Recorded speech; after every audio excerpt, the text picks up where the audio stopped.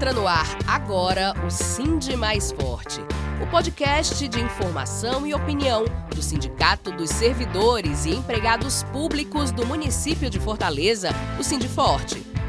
A cada 15 dias, um novo programa estará no ar. Sindi Mais Forte, em defesa do servidor público de mãos dadas com o funcionalismo público de Fortaleza. Embarque nessa!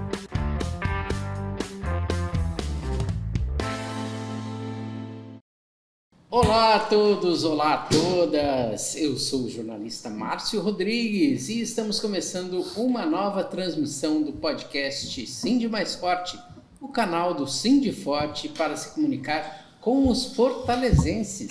Como todos sabem, o Sindiforte é a mais ampla e representativa entidade de defesa dos interesses dos servidores públicos do município. E o seu sindicato traz para você a visão da classe trabalhadora por meio desse podcast. Por trás das câmeras, ajudando a levar a vocês uma imagem e um som de alta qualidade, Silvio Mota e César Mota comandam os bastidores desse episódio número 29. No Making Off temos a luxuosa presença dele, Júlio Quintana, da House 1240, fazendo os registros do quadro Sindi Mais Diálogo. Hoje o tema é a proposta que será apresentada à administração Evandro Leitão para a reposição da inflação e atualização dos PCCS, além de outras pautas ainda em construção pelas categorias que compõem a base da Prefeitura Municipal de Fortaleza. Para debater esse tema quente e necessário, vamos contar com a presença do presidente da entidade, Eriston Ferreira. Bem-vindo, presidente. Estávamos com saudade da sua presença nessa bancada quente e informativa. Olá, tudo bem, Márcio? Sempre junto. Uma satisfação estar aqui, do lado do nosso camarada aqui, Augusto, que é um momento estratégico, né? Um momento importante, onde a gente tem que começar uma etapa de diálogo com a prefeitura, com os trabalhadores sobre a database 2026, que é 1º de janeiro, e diferente da 1º de 25, né, da database 2025, não tem transição de prefeitura, então a gente precisa começar esse debate cedo, agora, já que a proposta nossa é encerrar isso ainda esse ano, né, que o prefeito possa finalmente cumprir a database, que é 1º de janeiro. Para compor a bancada desse episódio do Sindi Mais Diálogo, vamos contar com a participação do secretário-geral da entidade, Augusto Monteiro, que também agora é secretário-geral da Intersindical, mas a gente vai falar sobre isso durante esse Sindi Mais Diálogo. Muito obrigado por estar aqui, bem-vindo, Augusto, para mais um episódio do Sindi Mais Forte. Bom dia, Márcio, bom dia a toda a equipe aqui do Sindi Mais Forte. Mais uma vez a gente aqui no Sindi Mais Diálogo, com o grande companheiro Eriston, aqui presidente da entidade, onde nós estamos nesse momento dando aí o pontapé inicial para a campanha salarial 2026, mas a campanha que é uma continuidade de todas as lutas de 2025, inclusive em um contexto bem importante para o conjunto dos servidores e das servidoras, onde a gente está lutando, organizando os trabalhadores e cobrando o prefeito em torno do pagamento do anuênio, que é algo de direito, já há muito tempo ganho pelos servidores e pelas servidoras, que falta a vontade política do prefeito para assinar o acordo. E também a gente, no clima aí do Evandróbito, né, que a gente já conversou aqui no próprio programa do Márcio, na Rádio Universitária. Na semana passada nós realizamos um ato, né, que inclusive serviu como uma espécie de reunião do conjunto das entidades sindicais, onde a gente discutiu a forma desrespeitosa, sem diálogo, que a gestão municipal hoje trata as entidades sindicais e os servidores. E a gente está chamando essa campanha de Evandróbito. Ela também se torna em um esquenta, digamos assim, para a campanha salarial 2026. Então, assim, é um grande prazer estar aqui com todos os companheiros e companheiras que constroem o programa e também uma saudação muito especial aos servidores e servidoras públicos municipais de Fortaleza que nos assistem, que estão construindo com a gente as lutas aqui no município. Obrigado. Obrigado, Augusto. Vou fazer um lembrete aqui a todos e a todas que estão nos acompanhando. Convido-os a seguir o canal, né? Sindiforte no YouTube. Ative os sininhos, receba os avisos de novas publicações, além de acompanhar o nosso canal no site do Sindiforte, que também publica esse modelo de comunicação, né? Essa entrevista, esse Sindi Mais Forte, que é o nosso podcast. Estaremos disponíveis ainda no Spotify. Vem com a gente para um novo episódio a partir de agora. É hora de ouvir a voz dos servidores e empregados públicos de Fortaleza. Para a gente começar, eu gostaria aqui de colocar o Ariston, muita vontade, para a gente recuperar duas realizações da semana passada, Ariston. Primeiro, o Evandróbito, né, que foi um evento esquenta, né, da nossa campanha salarial de 2026, 1º de janeiro, data base, tem que ter um acordo assinado, né, Ariston? E, mais importante, né, que não dá para esquecer a festa do servidor, que Sim. foi um grande sucesso acontecido no Clube da Caixa, que reuniu quase 3 mil servidores, servidoras e convidados. E a nossa sessão solene também. Teve uma sessão solene também na Câmara dos Vereadores, que o vereador Gabriel Aguiar solicitou, onde para todos os servidores, onde a gente pôde homenagear também os servidores na casa, né? Cada categoria representando. Enfim, foi uma semana bem corrida e bem rica, né, de trabalhos e de avanço para os trabalhadores. Isso é muito simbólico, diz muito, né, do nosso propósito enquanto diretoria e também da valorização dos servidores, que a gente não pode esquecer que está passando também por um ataque, né, uma ameaça no governo federal, que é a reforma administrativa. Então, tudo isso faz parte desse plano de lutas do sindicato, né, de atuar em vários campos para fortalecer a imagem e a representação junto à sociedade da importância do serviço público. Né, a gente vive um eterno ataque, tanto do capital como das grandes mídias e tudo mais, tentando desmoralizar, tentando desqualificar o servidor público, quando, na verdade, é quem hoje dá conta da maior tarefa, né, social, de igualdade, é quem enfrenta no dia a dia as desigualdades sociais. Então, o Sindiforte tenta dar aqui sua contribuição, passando, né, pela sessão solene, que foi na quinta-feira, muito bacana, né? O Sindiforte fez questão de fazer uma busca, uma triagem. Nenhum diretor do sindicato foi indicado para não ter, né? Apesar de que nós temos aqui diretores muito qualificados, não só no mundo sindical, mas também no trabalho do serviço público, mas a gente teve um olhar de homenagear aquele que está mesmo dia a dia, né? Fazendo o seu trabalho com suas atribuições na base, né? E foi muito bacana, bem emocionante, né? A gente teve alguns servidores que nunca foram homenageados e tudo mais, e foi bem emocionante o evento. O Evandróbito, que foi também na quinta-feira, foi uma mensagem para o prefeito, não foi um ato de volume, de massa, né? Não tivemos uma mobilização com os servidores, mas é para dizer para os servidores que vai começar e para dizer para o prefeito também que começou. E que nós, diferente, né, como eu falei na introdução, diferente da campanha salarial que foi 2025, a gente quer respostas ainda esse ano. A data base é 1º de janeiro. Né? O prefeito ele tem que terminar o ano já com o projeto de lei aprovado do reajuste, porque a Casa Legislativa, né, entra em recesso. Então, a nossa expectativa é que esse ano ainda, antes do recesso da Casa Legislativa, o prefeito já deixe aprovado o projeto de lei com as melhorias, né, com o cumprimento da database, recuperação das perdas salariais para 2026, que é 1º de janeiro, para ser implementado a partir de 1º de janeiro, certo? E no sábado tivemos a grande festa, porque além de luta, também temos que ter momentos de lazer, integração, né? São entretenimento. E esse é uma festa que a gente já teve ano passado, Dia do Servidor Público. E esse ano a gente teve, ano que vem vamos ter também, até enquanto tiver nosso mandato está garantido que todo ano nós vamos ter essa festa e cada vez melhor. E esse ano a gente teve um olhar, né, que a gente tem, nossa grande maioria de filiados hoje já está no campo dos aposentados, até porque um dos pontos da pauta da campanha é concurso público.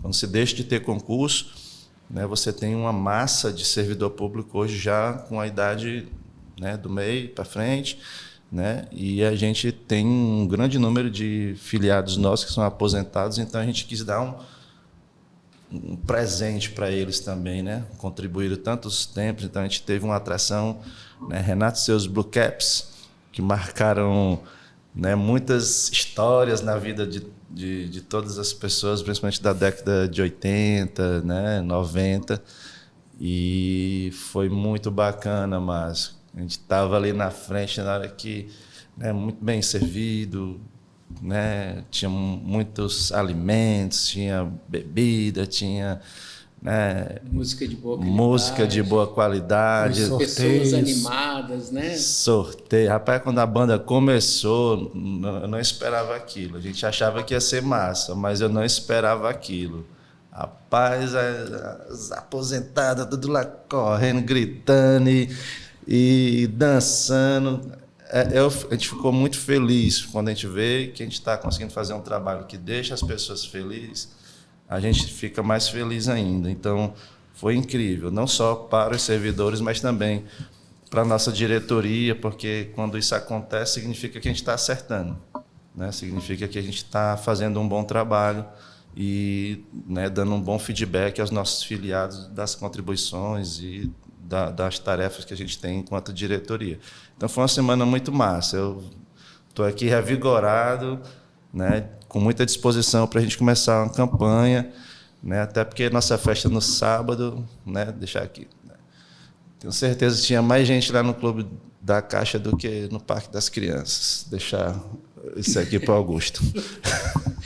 Augusto, eu queria ouvir um comentário seu a respeito justamente, né, dessa festa que foi emocionante e tudo mais, e dos primeiros passos da campanha. A gente teve uma reunião também com o pessoal da União Sindical, FERCEPFOR, no começo dessa semana.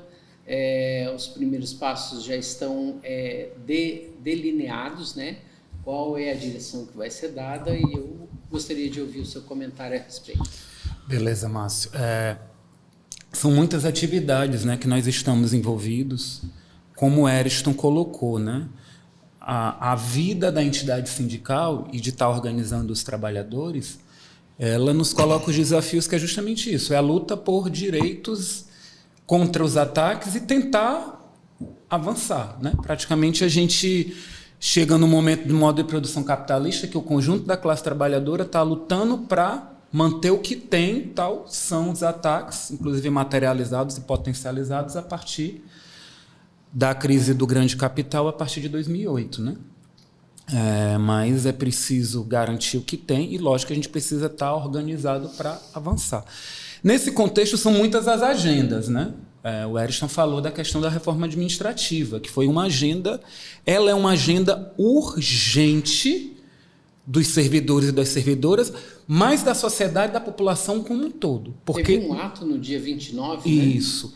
Porque no Brasil, todo mundo precisa do serviço público. Se a gente pega, por exemplo, o Sistema Único de Saúde. Toda a parcela da população ela precisa do Sistema Único de Saúde. Tem 3/4 da população que só pode contar com o Sistema Único de Saúde. Mas até aqueles que podem pagar por planos de saúde ou que podem pagar por hospitais particulares caros, precisam do Sistema Único de Saúde, então precisam do serviço público. Então é essencial a defesa do serviço público. E a reforma administrativa, o que é que ela se constitui, né? Primeiro, não é uma reforma. Reforma é algo bom, né? Como a gente disse, inclusive lá no seu programa, o trabalhador consegue juntar um dinheirinho, vai reformar a casa para o Natal, para receber sua família e tal. A reforma administrativa ela se trata de um desmonte do serviço público e do Estado brasileiro. E esse ataque ele vem do Congresso Nacional Brasileiro. Tá? É um ataque muito pesado do Congresso Nacional Brasileiro. Ela foi enviada ainda no governo passado, em forma de PEC 32. Com as lutas que nós conseguimos ao longo do período, ela estava parada, só que agora o presidente da Câmara dos Deputados resolveu desengavetar e criou um GT que já saiu com um relatório. Então, assim, é preciso o conjunto da população saber que o Congresso Nacional Brasileiro está à frente da reforma administrativa, porque estava parado, criação de GT e avanço. E aí, inclusive, a gente tem 3 deputados cearenses, 3 deputados federais cearenses, que assinaram uma continuidade dela, né? Que hoje se materializa em 3 instrumentos constitucionais, uma PEC, que é a PEC 38, né? Um projeto de lei complementar e um projeto de lei ordinária. E a PEC 38, para tramitar, ela precisaria ter assinaturas. E tinham 171 assinaturas, 3 deputados federais cearenses, deputado federal André Fernandes, deputado federal Luiz Gastão, e o deputado federal Yuri do Paredão. Então, esses 3 deputados federais votaram a favor da continuidade do processo de reforma administrativa, que é votar contra o serviço público. A gente precisa, Augusto, desculpa eu interromper você, mas a gente precisa esmiuçar isso. Para quem está nos acompanhando aqui nesse podcast, essa reforma administrativa é dita reforma por todos os componentes, né, dos grandes veículos de comunicação da mídia hegemônica. Mas todo o conjunto da classe trabalhadora entende que isso não é uma reforma. Isso é uma forma de você destruir o interesse da classe trabalhadora, retirando direitos, retirando aquilo que diferencia a classe trabalhadora do serviço público da classe trabalhadora que hoje está na iniciativa privada. Eu queria só puxar por um pequeno detalhe, né? Em 1964, Augusto, aconteceu o seguinte: em 1959 até 62, foi consolidado uma conquista por parte da classe trabalhadora brasileira, que era o quê? Você completava 10 anos de empresa e nunca mais você poderia ser demitido. Quando, em 64, os militares assumiram o poder, eles transformaram essa conquista no quê? No FGTS, certo? Ou seja, nós deixamos de ter essa conquista. Agora a gente tem, desde 1988, a estabilidade como uma forma de proteger a sociedade contra os poderosos. E isso está sendo derrubado, não é, Augusto? É isso. 2 falácias, aliás, 3 falácias que a gente precisa desconstruir, que, como você mesmo colocou, é o que está posto na mídia hegemônica, na mídia corporativista, que a gente sabe que atende ao mercado. Uma é que a reforma administrativa ela moderniza o serviço público no Brasil. Isso é uma falácia. Segunda, que ela retira privilégio e supersalário. Ela não mexe em supersalário. Não. Além de que uma outra coisa que a gente tem que desconstruir é que salário de servidor público é alto, o que é uma outra falácia. A grande maioria dos servidores públicos tem salários muito baixos. Principalmente porque a maioria dos servidores públicos estão nos municípios. E os salários são muito baixos. Né? Média de até 2 salários mínimos. Ou seja, é uma mentira, né? Porque então, salário alto, quando o salário é de menos de 5 salários mínimos, não é salário alto. Sequer é salário, né? E mais, Márcio. Ajuda de custo. Imagina só, um trabalhador seletista que tem um salário mínimo, o desconto previdenciário dele é quase a metade do desconto do servidor público, por exemplo. A gente é descontado, nós, 14%. Então, tu tem um salário mínimo, tem muitos servidores no município de Fortaleza que ganham salário mínimo. E aí você pega 1.512, né? Aí desconta 14% de previdência. É um absurdo. Aí desconta mais 2% de IPM saúde. Já dá 16%. Né? Aí você pega o mesmo trabalhador seletista, que ganha um salário mínimo, aí desconta 8 e pouco previdência. E é isso. Né? Então, enfim, no fim das contas ainda é ainda é menos, não é esse direito todo. E assim, quando você... Sobre esse ponto, estabilidade, né? E aí eu falo para o cidadão para entender, né? A estabilidade é um direito, é bom demais, você pode fazer o que quiser e não é demitido. Primeiro que essa estabilidade é relativa, não é assim. Servidor que for pego cometendo atos, né, que são previstos no estatuto de irregularidade, passa por uma sindicância, um processo administrativo e pode ser demitido, como são vários demitidos anualmente. Né? Se você se corrompe, se você comete uma improbidade administrativa, né, tem prevarica, né, deixa de fazer, né, servidor público ele trabalha numa linha. Se ele faz mais do que o que a sua atribuição permite, responde por abuso de poder. Se você faz menos do que o que é para fazer, você responde por prevaricação, né, porque era para você agir e você não agiu. Então, a gente trabalha sempre numa linha, tem que ter esse padrão. E outra, é como você disse, eu pergunto a qualquer pessoa, hoje, qual a classe que tem menos credibilidade no nosso país? Você saberia dizer, Márcio? Pesquisas feitas. As pesquisas estão indicando que são os congressistas do Congresso Nacional. A classe política. Você perguntar... Você vai ver, bombeiro e professor são as categorias que a população tem mais confiança. Por quê? Né? Cuida, né, das crianças, salva vidas e tudo mais. Não só por isso, né? Eles estão próximos Sim. de quem? Da população. Isso. E eles estão prestando o serviço. Se você perguntar, agora, ao contrário, classe política é a que tem menos credibilidade para a população. Ninguém confia. O pessoal, não, quem é petista? Defende o PT, mas não confia em nenhum político do PT. Quem é bolsonarista?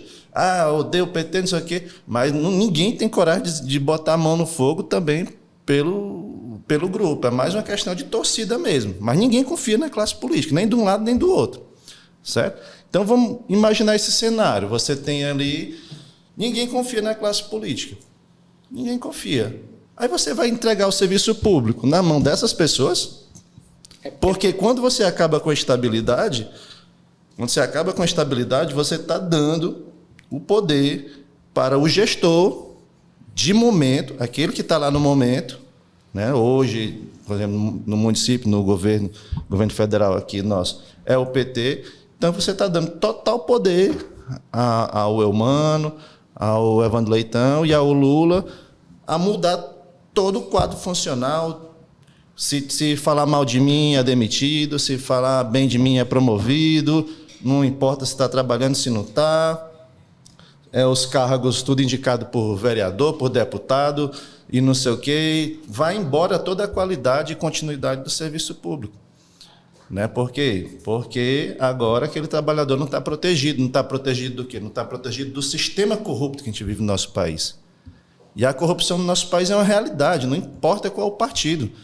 Então, se você fragiliza a relação de trabalho do servidor público com o Estado, né, o Estado de poder, você fragiliza o sistema todo. Você não tem continuidade, aquele trabalhador vai ter medo de fazer uma denúncia. Como a gente sabe que muitos escândalos de corrupção no nosso país são denúncias feitas por servidor público. Por quê? Porque tem estabilidade de fazer a denúncia e saber que não vai ser demitido.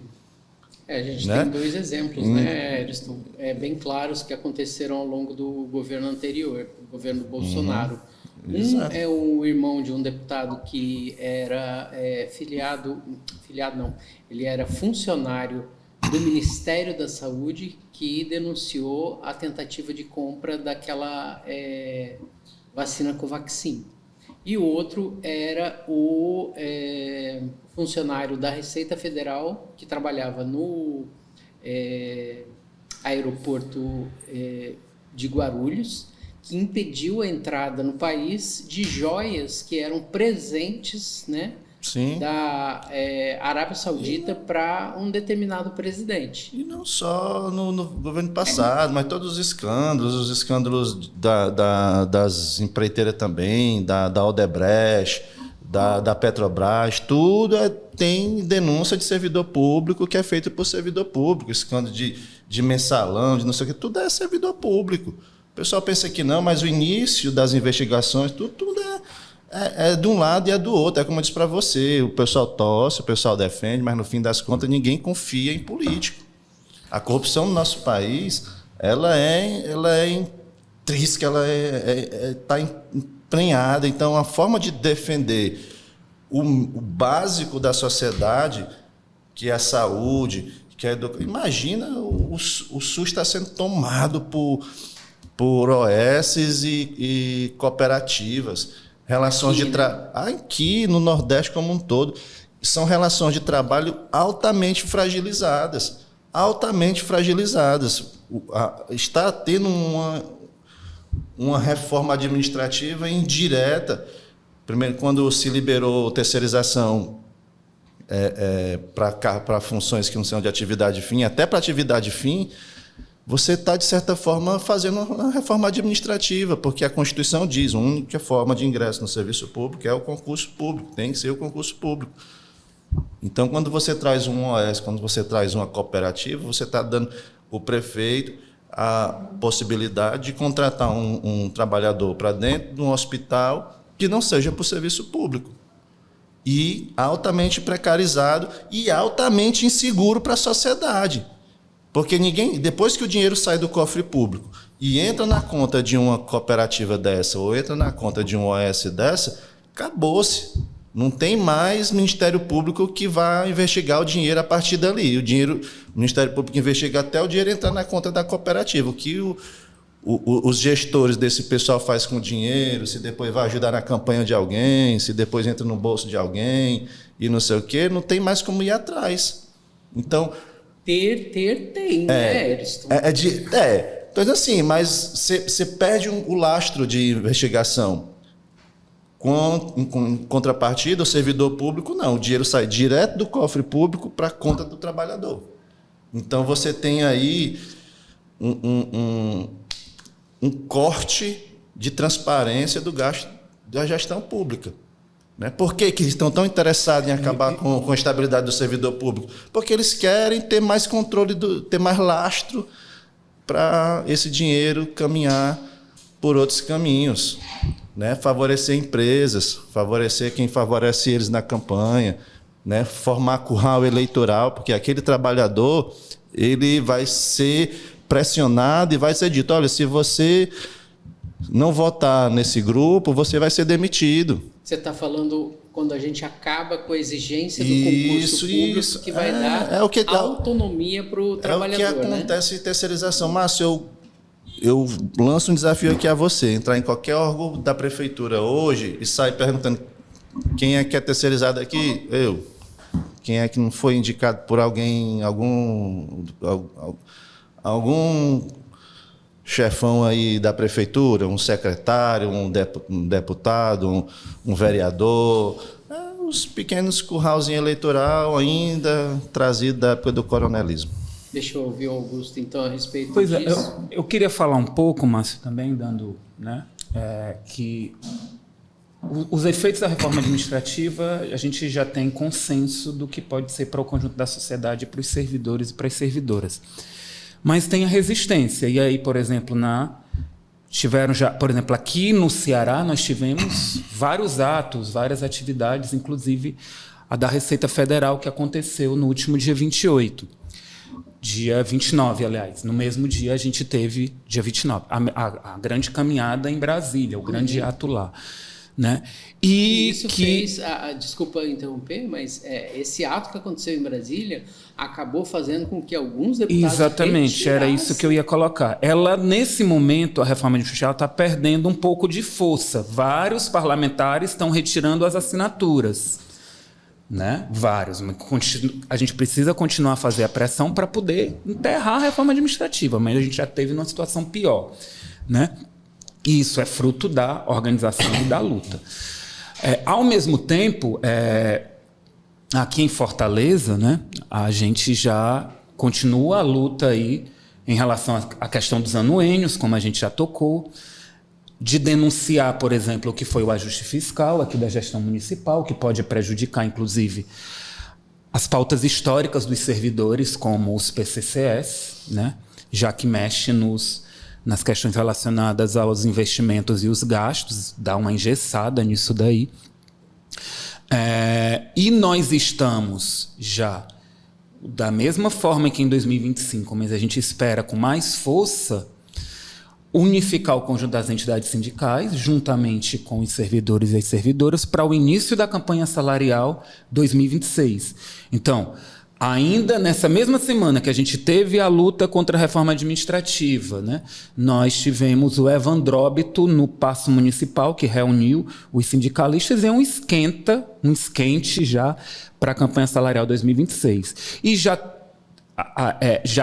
estamos aí com as assembleias, no caso, com a assembleia para discutir com os servidores a pauta da campanha salarial 2026 e já a partir daí montar essa pauta de forma coletiva com os servidores e já construir as estratégias de luta para a campanha salarial 2026.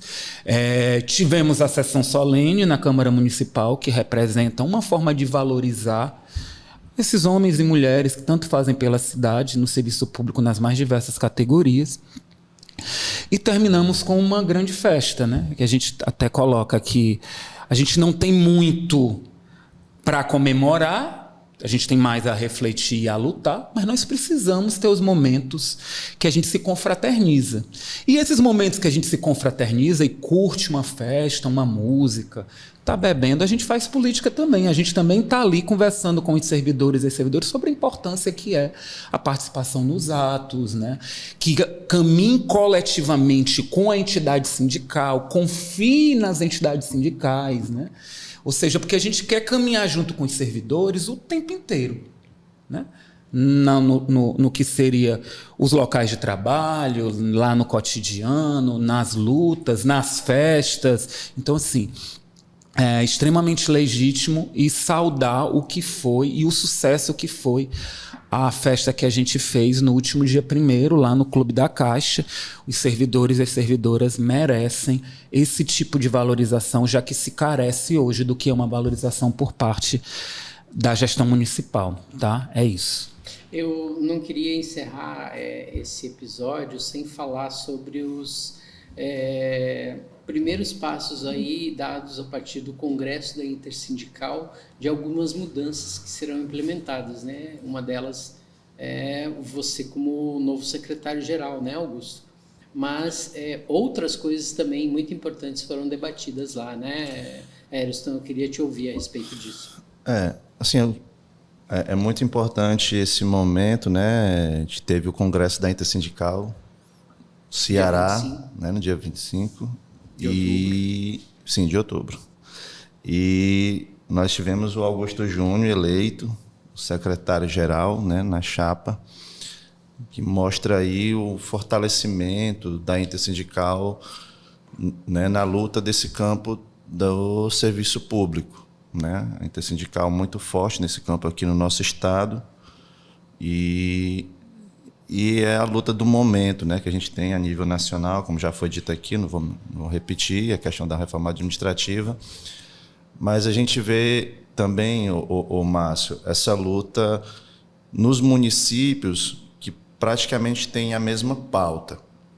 E a Intersindical está direcionada para unificar não só os sindicatos locais, mas para que a gente possa, né, a região metropolitana apoia lá o pessoal de Juazeiro, o pessoal de Juazeiro vem, apoia aqui e fortalecer essa luta, porque se você olhar, a pauta é uma só, né? Passando aqui para a nossa campanha salarial, por exemplo, a gente tem uma reprodução quase que anual da mesma pauta, o que demonstra que não se avança. Não se avança, né? Por exemplo, a gente tem aqui o básico de tudo, né? Reposição salarial, né? A gente está num ano aí em que alta da Selic para conter a inflação, expectativa até dezembro do IPCA encerrar em torno de 4,5%, né? o que, na verdade, todo mundo sabe que isso não repõe o poder de compra do trabalhador. E a gente tem, ao longo da trajetória, uma perda salarial, né, pelas diversas gestões, não só do Evandro. O Evandro inaugurou, começou o primeiro ano, deixando já uma dívida de 4 meses com os servidores, por não ter dado retroatividade, a gente não esquece disso. Uhum. E é preciso recompensar isso e é preciso também resgatar as perdas salariais que a gente vê no passado, né? Reforma previdenciária, anos sem ter reajuste e tudo mais, deve entrar de novo na nossa campanha 2026. Concursos? Concurso público sempre está, como eu falei, né? Você aposenta 1.000 trabalhadores no ano, contrata 300, 200, ou seja, está tendo uma inversão dos polos. E isso acaba trazendo um reflexo na Previdência, no Instituto de Previdência do município. Deixa eu só te colocar uma outra coisa, então. Você diz, são números hipotéticos aqui, né? Você diz assim, foram embora 1.000, foram contratados entre 200 e 300, vamos chutar na melhor das hipóteses 300, e depois ainda tem a questão de quem é que vai repor esses 700? A terceirização, OS e professor temporário. Nem vai ser total, né, Ariston? O pior de tudo é que muita gente vai ficar o quê? Sobrecarregada, né? Isso não está sendo levado em consideração quando você com certeza a gente coloca. Agora, é difícil a sociedade entender o prejuízo que isso causa para o cidadão. Porque a gente coloca assim, a sociedade entende que já são muito merecidas. Aquela velha, como a gente estava falando. Mas, na verdade, não. É uma precarização daquele trabalhador. É uma precarização. Se a gente fizer uma analogia aqui, uma coisa que todo mundo entende, futebol. Quem é o jogador o melhor de todos? É o Vini Júnior. Agora, imagina o Vini Júnior, por que ele é o melhor? Porque ele está no maior clube. Ele está jogando no Real Madrid, ele tem o melhor fisioterapeuta, ele tem o melhor médico, ele tem a melhor alimentação, ele tem os melhores jogadores de outras posições que dá a possibilidade para ele desempenhar o melhor futebol. Então, ele tem a melhor condição para que ele chegue no máximo do seu potencial. Agora, imagina o Vini Júnior vai jogar num clube desse de várzea, que o fisioterapeuta dele não é o melhor, é o que tem ali no momento, não tem nenhuma estrutura, não tem uma boa alimentação, não tem uma boa condição de vida. Por melhor que seja o dom dele, ele não vai desempenhar a melhor função dele. Isso é lógico. Agora, coloca isso dentro do serviço público. Você tem o servidor público de carreira, que por mais que não esteja na melhor situação, mas tem uma certa estabilidade, né? Tem a garantia do saláriozinho ali. Agora, imagina o trabalhador que está recebendo, é um trabalhador terceirizado, que está ali com a corda no pescoço, que se ele questionar alguma coisa, ele perde o emprego. Que se ele perder o emprego, lascou-se, porque não vai ter os direitos, por mais que seja na carteira assinada, mas é uma prática no serviço público. A empresa contrata terceirizado, mas na hora de demitir, ele manda o cara embora e não paga os direitos trabalhistas, não paga FGTS, não paga seguro, não paga férias, não paga nada disso. O trabalhador, se quiser, ele vai ter que entrar na justiça para poder requerer o direito dele. E quando a dívida é muito grande, a empresa abre falência e depois abre outra com outro nome, mesmo para se livrar da dívida. E vai para a dívida ativa do município, quando é lá no final, a prefeitura vai e perdoa. Cara, é um ciclo muito louco, que se as pessoas responsáveis, né, colocassem em mente isso daí, não tem como. Tem que ser por meio do concurso público. E, como eu estava dizendo, isso acaba causando um reflexo no Instituto de Previdência do município. Porque se não entram novos servidores, não entram novas contribuições e a gente entra num ciclo muito perigoso, que no final acaba refletindo para a sociedade, porque a prefeitura tem que aportar dinheiro que era para melhorar a cidade, que era para investir na cidade, entra no aporte financeiro para dentro do Instituto de Previdência para pagar a direito dos trabalhadores aposentados do serviço público. Então, é um ciclo que as pessoas não conseguem enxergar como isso acaba afetando a capacidade de investimento do município, né? E aí a gente vem a questão das carreiras, os planos de cargos é uma pauta importantíssima, todos já estão defasados e é preciso ter correções. O prefeito entrou prometendo que ia fazer, mas até agora não deu um sinal. Ele disse que ia fazer o primeiro da Guarda, depois que ia fazer o da Defesa Civil, mas só faz dizer. O Sarto passou 4 anos dizendo que ia fazer. Então, o trabalhador não acredita mais em conversa de prefeito, a gente precisa de atitude. E o que é que a gente está pedindo? Pelo menos, nesse momento, um calendário com pelo menos alguns que ele tenha condição de fazer já no ano que vem, né? Para ser aqui bem complacente, né, com a gestão. A gente tem a questão do acordo do anuênio. Cara, 19 anos, 45 milhões. Não é nada. A prefeitura está encerrando esse ano com uma arrecadação próxima dos 14 bilhões. Bilhões, certo? E a gente está falando de uma dívida, né, de 19 anos dos servidores. Um monte de gente morrendo. A gente saiu com vídeo. A gente vai sair com uma campanha mais pesada ainda, Márcio. Vamos botar adesivo em carro, outdoor, certo? Para mostrar para a sociedade o que é que o prefeito está fazendo. O prefeito que engana servidor, engana o povo também, certo? A gente está pedindo uma reunião extraordinária, certo? As mesas setoriais não estão funcionando, uma boa parte, né? Algumas sim, a gente tem que ser justo, tem alguns secretários que estão, né, estão fazendo, está andando na mesa, mas tem alguma forma de dialogar. Sim, mas, por exemplo, secretário Osmar Baquite, de Gari, né? Assédio moral. Você tem um Gari de mais de 65 anos, passou a vida tomando sol, carregando peso, limpando a rua, que é para ser um trabalho insalubre, não consegue se aposentar porque foi feita uma mudança de regime em 2016 e até agora esse engodo na justiça que o trabalhador não consegue se aposentar, a prefeitura podendo ter pelo menos um respeito por esse trabalhador. São 10 anos, né, Ariston? 10 anos esperando essa aposentadoria, podendo ter menos um respeito pela pessoa humana, né? Uma pessoa que passou a vida trabalhando, limpando rua para o servidor, para a população de Fortaleza. Aí vem um carrasco, tá com a enxada no lombo do Gari, manda andar 2 quilômetros indo, 2 quilômetros voltando, como se fosse um burro de carga, e para passar o dia todo no sol capinando rua. Se tem outras empresas que são contratadas para isso, é só pela questão do ego, de querer estar mandando, né? E esse tipo de assédio acontecendo em vários lugares. Dentro do Instituto de Previdência do município, a gente tem denúncia de assédio, inclusive sexual, contra funcionários, trabalhadoras. Na Guarda Municipal, né, vários indicados pelo secretário, né, que são, inclusive, militares, junto, né, da mesma grupo dele lá, entrando lá e passando por cima da experiência, da expertise dos guardas municipais. Existe um estatuto nacional da Guarda Municipal que diz que guarda é que comanda a guarda.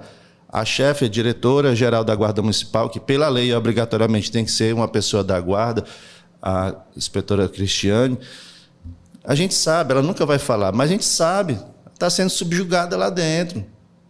Se não fizer o que o secretário de segurança manda, aí bota um que obedece. É assim, no serviço público é assim. Por isso que tem que ser servidor de carreira. Por isso que tem que cortar essas cordinhas, porque o servidor vai fazer o que é certo, mas vem um que acha que manda mais, que está de passagem, porque na hora que mudar de prefeito ele sai também, entra outro, como já passaram vários, e aí o cara, enquanto está ali, ele quer impor o ego, o pensamento dele, e desfaz tudo que foi feito pelo anterior. Então não tem continuidade no serviço público dessa forma, né? Por isso que tem que ser de carreira. Então, cumprimento dos pisos salariais, a gente tem várias categorias que tem piso salarial, tem que ter o cumprimento dos pisos. Os aposentados, o teto hoje, o aposentado, é inconcebível que você passe a sua vida toda contribuindo para ter uma aposentadoria, e aí depois você se aposenta, você tem que contribuir 14%. Cara, é surreal isso. É o fracasso da incompetência da gestão pública.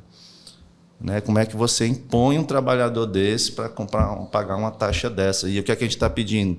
Que a prefeitura coloque esse teto, pelo menos o do INSS. Mais uma vez, o pessoal diz servidor público tem muito direito, a gente quer ter o que a CLT tem, a gente quer ter o que o aposentado do INSS tem, que é pelo menos o teto ser de 8.200 e pouco, que é o mesmo do INSS, porque aqui é 3.000. Então, você tem um aposentado que tem uma aposentadoria de R$3.000, não contribui. Mas passou disso, já contribui 14%, enquanto no INSS é acima de 8.200. Né? A gente está vendo aí o governo federal, né? Mais uma luta da Intersindical, uma luta do Sindiforte, isenção de imposto de renda para quem ganha até R$5.000. Até R$5.000 o trabalhador não paga imposto de renda, mas aqui no município de Fortaleza, o aposentado que ganha até R$5.000, ele paga 14% de previdência. Você vê o tamanho do absurdo que é aqui, certo? Então, essa questão do Evandróbito, né? Esses pontos e outros mais, esses são os principais, mas essa questão do Evandróbito, para terminar aqui, é porque, diante de uma pauta tão grande e de uma expectativa tão grande, né, colocada pelo prefeito de que ele ia respeitar trabalhador, de que ele ia respeitar servidor público, a gente é surpreendido com um ajuste fiscal implantado nas pressas, em regime de urgência, que 80% do texto da lei é cortando possibilidades de avanço para o servidor público. Inclusive ameaçando não ter nem o reajuste anual, né? Não ter progressões e promoções dos planos de cargo, que já tem pouca coisa a ser promovido e progredido, corta também essas possibilidades. Então, é uma contradição no discurso do prefeito e que agora não tem mais como ter qualquer complacência com a história de o prefeito anterior deixou uma grande dívida. Entrou 14 bilhões, vai entrar 14 bilhões esse ano, dá para pagar as contas do passado, organizar ali, e esse discurso não cola mais. Se vier com um discurso de não tem receita por conta de dívidas antigas, isso, na verdade, é um atestado de incompetência administrativa. Porque dinheiro tem, é só saber organizar para pagar as contas do passado. O trabalhador não faz isso, né? Faz a dívida, né? Compra no cartão, quando é no início do mês, vai lá, se organizar bem direitinho, dá para viver bem. Imagine com um salário de 14 bilhões. Então dá. Vontade, só falta vontade política e ter servidor público como prioridade. Obrigado, Ariston. Acho que foi muito potente essa sua fala. Eu queria só pedir um comentário rápido do Augusto. Aproveitando, inclusive... Novo secretário da Intersindical. Novo secretário-geral da Intersindical, né? Responsável aí por fazer a Inter crescer dentro do estado do Ceará. Augusto, você sempre fala, né, que é uma questão de você dar prioridade para aquilo que realmente importa. Isso. E quando a gente está olhando aqui, né, para a administração do Evandro Leitão, a gente vê que a prioridade parece que é fazer ajuste fiscal, né, ao invés de fazer um ajuste social e respeitar melhor os servidores e trabalhadores públicos do município. É isso. Mas queria agradecer mais uma vez o espaço do programa, né? A gente já está bastante tempo aqui conversando. Mais uma vez não conseguimos falar muito sobre o Congresso da Intersindical, mas acho que a gente vai ter esse espaço. Realmente, eu fico me lembrando muito, sabe, Márcio, da última campanha para prefeito, né? Onde um dos motes centrais do prefeito era de redução das desigualdades sociais em Fortaleza. Né? E assim, a gente se anima e entende isso como prioridade. Realmente, você combater a desigualdade social, sem dúvida nenhuma, é o principal problema da sociedade brasileira. A gente vive numa sociedade com desigualdades sociais profundas, né? uma parcela da população muito significativa que é explorada e que é oprimida, né? Então, assim, a gente se anima. Mas não dá para fazer redução de desigualdade social sem serviço público de qualidade, sem servidor valorizado, sem boas condições de trabalho. Ou seja, sem investir no serviço público e nos servidores e nas servidoras. Não dá para fazer de outra forma. Então, assim, é preciso você priorizar os servidores, as servidoras e o serviço público. E quando se faz um ajuste fiscal, nos moldes do que foi feito aqui em Fortaleza, inclusive como dito pelo Oeriston, de forma autoritária e unilateral, em regime de urgência, sem sequer comunicar às entidades sindicais do que estava se mandando, e olha que eu não estou nem falando na discussão, a gente nem sabia o que tinha sido mandado, porque a gente foi surpreendido. Então isso vai na contramão do que é priorizar o serviço público e os servidores e as servidoras. Vai na contramão. Na verdade, é uma medida que, toda vez que a gente fala de ajuste fiscal, a primeira coisa que vem à mente é a cartilha neoliberal. Né? É a cartilha neoliberal. É tipo do neoliberalismo realizar ajuste fiscal, que é justamente no sentido de dizer que a máquina pública, que o serviço público se gasta muito e se tem que enxugar, que na verdade é para sobrar mais dinheiro para pagamento de juros, para pagamento de dívida pública, né? Para manter a lógica do grande capital. Então, assim, vai na contramão do que é prioridade. Então, mais uma vez, a gente insiste. Hoje, a Prefeitura de Fortaleza ela podia priorizar mais os servidores e as servidoras. Ela podia priorizar mais o serviço público. E priorizar é valorizar. Não dá para aceitar que o prefeito não assine o acordo dos anuênios. Se ele assinasse o acordo dos anuênios, ele dava um recado muito importante para os servidores e para as servidoras, de que tem algum que pretende ter uma relação de respeito. Então, assim, dá tempo dele fazer isso. Dá tempo da gestão municipal fazer isso. Dá né? tempo até em 2025, né? A gente quer para agora, né? A gente tem a ação do Sindiforte, ela é de 2006. 2006. Ganha em 2014, né? Ganha em 2016. Ganha em 2016. Né? Aí houve a atualização de alguns e o que ficou atrasado está pendente até hoje. Né? Sendo que entrou em 2006, mas com reflexo dos erros desde 2001. Por isso que a gente diz 19 anos, porque de 2001 para cá, essa dívida. Né? Porque a dívida é quando a prefeitura deixou de atualizar o anuênio. A partir de 2001, deixou de atualizar, já tem a dívida sendo acumulada. Priorizar é ter vontade política para com o serviço público. E não cabe um ajuste fiscal, onde o que a gente percebe, inclusive, é que a prefeitura, na real, ela quer, com esse ajuste fiscal, ter a possibilidade de tomar mais empréstimos, né? Pagando juros mais baixos, digamos assim. Porque não é isso, pelo menos, muito do que é justificado a partir das falas da prefeitura em torno do ajuste fiscal. Então, assim, não dá. Então, assim, é preciso se priorizar o serviço público, é preciso se valorizar os servidores, e tudo isso tem a ver com vontade política. Tá? Então, mais uma vez, agradecer. Sempre o espaço ele se mostra muito massa, mas limitado, porque a gente tem pouco tempo para falar e sempre a gente desvia um pouquinho, né? A gente começou com uma coisa, terminamos, né? Mas porque os desafios para a classe trabalhadora, eles são muitos. E as questões, elas todas estão relacionadas. E o sindicato está envolvido em todas elas ao mesmo tempo. É isso. É muito trabalho, tarefa. Infelizmente, olha, eu acho que a gente passaria aqui pelo menos mais uma hora, né, conversando e trazendo informações que são fundamentais. Não é para o Ariston, não é para o Augusto, não é para a Aldamira, é para você, servidor.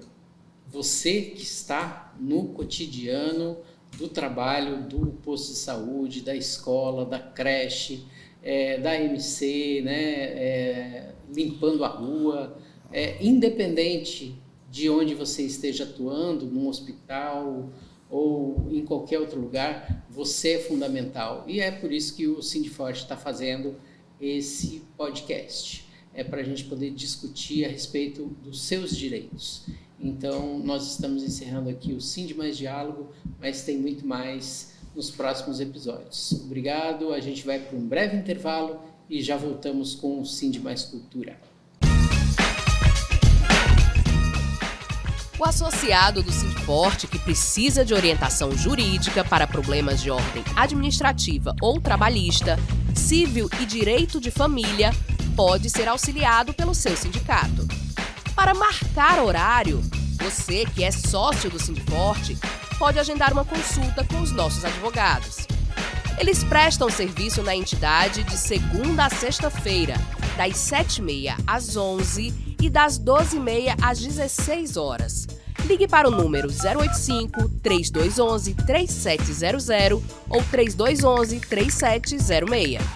Se preferir, entre em contato pelo WhatsApp 85-999-760072. Seu sindicato não te deixa na mão. Venha para o Sindforte.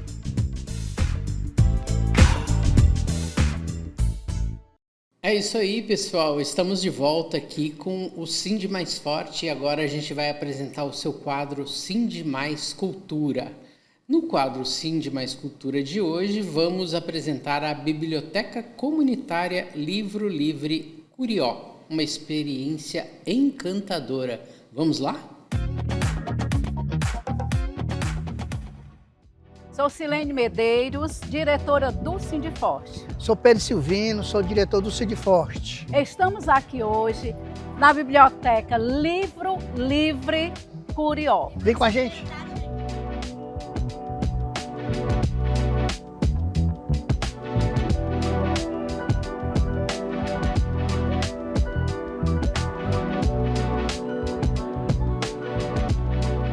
A Biblioteca Comunitária Livro Livre Curió começou com o sonho de infância do poeta e produtor Thales Azigon, que também foi encampado por sua mãe, Rita de Cássia, e por amigos, amigas, tornando-se mais que um sonho, uma realização coletiva. O espaço inicial da biblioteca foi a própria sala de visita da casa de Thales e Dona Rita. A inauguração aconteceu dia 31 de março de 2018. Mas com o passar do tempo, os sonhos cresceram e a necessidade de espaços para abrigar outras iniciativas também vieram. Nasceu assim a Casa Voa, um espaço de expansão de livro livre, curió, com estantes para livros, mesão de estudos e reunião, sala de vídeo com acervo de CDs e DVDs, espaço multiuso no quintal, com palco de alvenaria,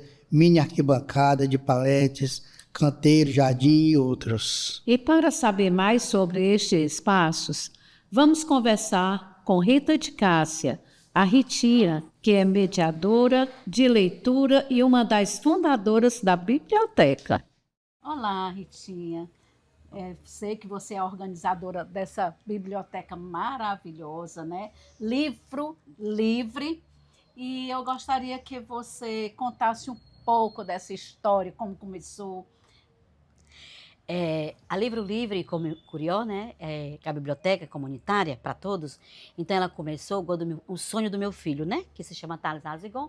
Ele é poeta, escritor, mediador de leitura, contador de história. Então, ele desde criança que ele tinha um sonho de ter uma biblioteca comunitária, né? Porque nós fomos criados, a minha mãe, ela é dona de churrascaria, dona de bar, né? Então nós fomos criados com música, não com livros.